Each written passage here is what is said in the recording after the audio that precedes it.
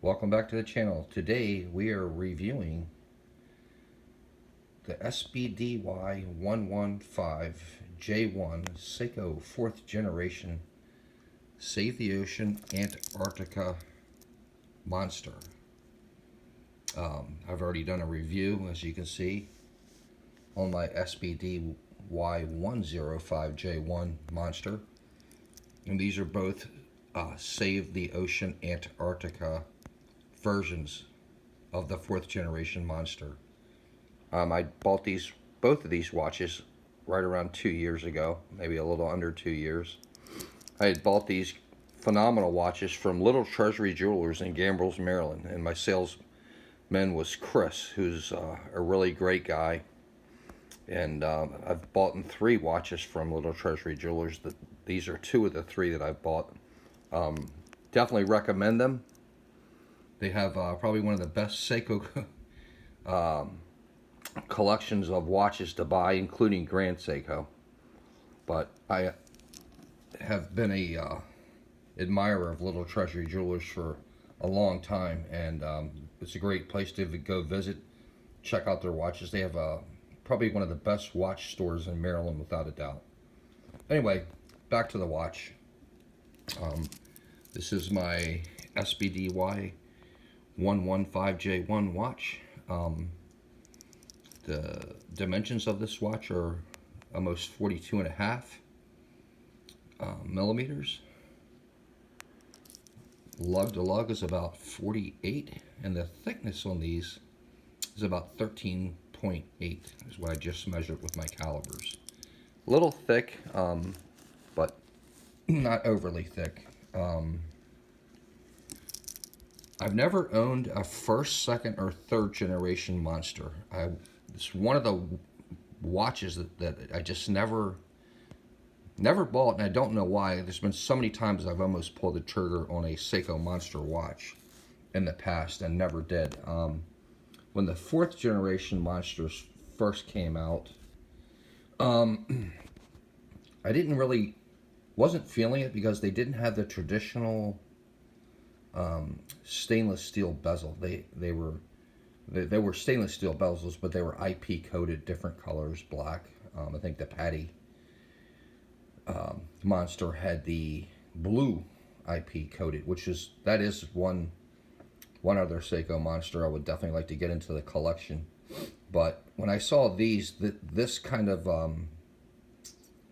was a little bit more ideal to the traditional previous generation Monsters, and I was just kind of smitten by the look of them. And I was like, well, I never bought any of the previous generations, so when these came out, it was just a must-have in my collection for me. The one thing about these Save the Ocean Antarctica editions is the dials. So again, I've already reviewed the SBDY 105, and this has the penguin footprint dial with the ice frost dial, and this one has the penguin swimming under the ocean, icy blue ocean water, which this dial actually is might be hard for me to pick up here, but let me see if I can. So this has a kind of like an aqua jade, almost like it's a bluish green, like turquoise color. But the one thing about these watches, and I don't know if I'm picking it up here on camera, I hope I am, I think I'm seeing it there, is not only the color and the penguins on the dial, but the texture of both of these dials. For an entry-level Seiko diver, and when I say entry, I mean, like $400 or $500 range, But if you can see the textures on these dials, it's almost like oil paintings. And I initially bought this one first. I saw that, I go, I gotta have that. I knew that right away as soon as I saw this watch. I was like, yeah, this is a must-have, and I bought it. And then within a week of me buying this watch, Seiko had released, sorry about that, guys, my finger's in the way. Seiko had released the SBDY 115. And I was so happy with the 105, I said I just can't resist. And this is a must-have watch. These watches, guys, I mean, I don't know what there's, if you're a Seiko Monster fan, and I have seen the previous versions in person. Many years ago. I think it was the first generation Seiko Monster. I wasn't in a financial position at that time to buy it, but I wish I had, and I wish I still had it if I had bought it back then. But these watches are one of the best Seiko designs, in my opinion, for a entry-level Prospex diver watch. But these specific watches are amazing.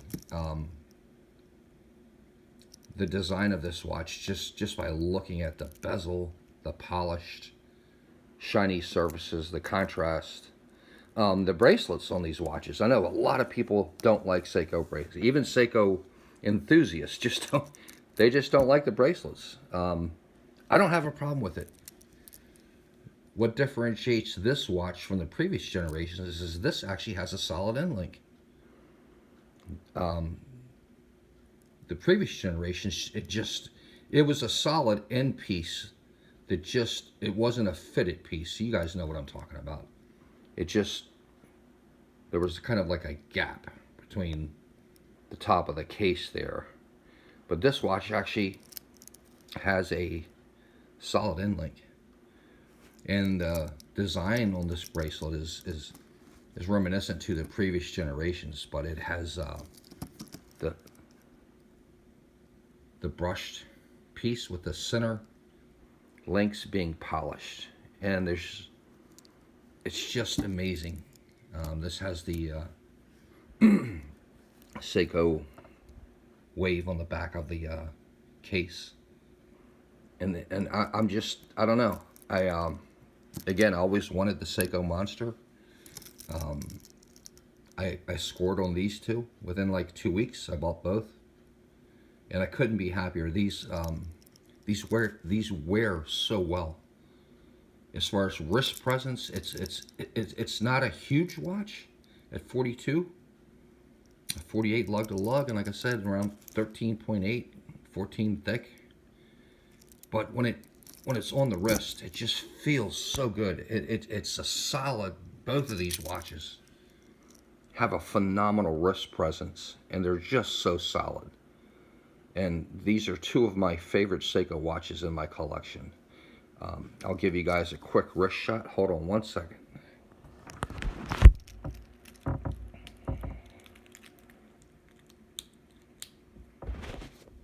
Here we go. Seiko SBDY 115. The lume on this is phenomenal. I love the white lume markers. They don't appear green. They appear bright white, and it has like a greenish blue lume.